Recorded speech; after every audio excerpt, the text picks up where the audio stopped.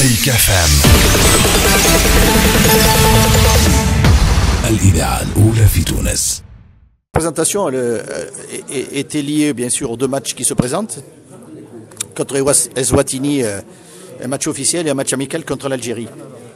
Compte tenu du contexte actuel, des championnats, des surcharges de matchs pour les joueurs, c'est un groupe de 26 qui a été élaboré, voilà, avec certainement des joueurs qui nous quitteront pour le deuxième match parce qu'il y aura il y a des impératifs par rapport à leur club.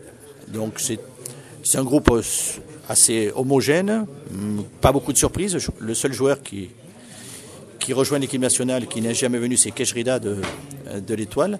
Après, c'est des joueurs qui connaissent le groupe et ça va être important pour moi aussi maintenant de bien les connaître à travers le terrain, qui est l'élément le plus important et l'élément déterminant à travers les entraînements et bien sûr les matchs que ces joueurs auront à disputer.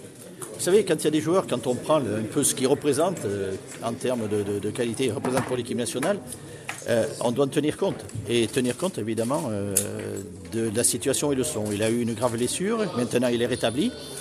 Eh bien, c'est de lui permettre de retrouver l'équipe nationale et de lui donner aussi la possibilité de se remettre, de retrouver le rythme petit à petit. Il le fait avec son club et il faut qu'aussi, quand il y a l'équipe nationale, que l'équipe nationale lui démontre qu'elle attend beaucoup de lui, évidemment, à partir du moment où il sera totalement rétabli, qu'il aura retrouvé le rythme du haut niveau. Je ne peux pas vous dire le pourcentage, je l'espère pour eux. Moi, je suis dans l'attente. Un sélectionneur prépare tout, mais le reste, c'est aux joueurs de démontrer qu'effectivement, d'abord, ils ont envie, ils sont convaincus, ils sont déterminés, ils ont l'ambition de jouer l'équipe nationale et à travers l'équipe nationale de faire des grands résultats pour la CAN. Voilà, donc le challenge est là. L'entraîneur et le staff que nous sommes, on les prépare pour qu'eux soient compétitifs et à démontrer qu'ils le sont effectivement, et ça passe par ces deux rencontres.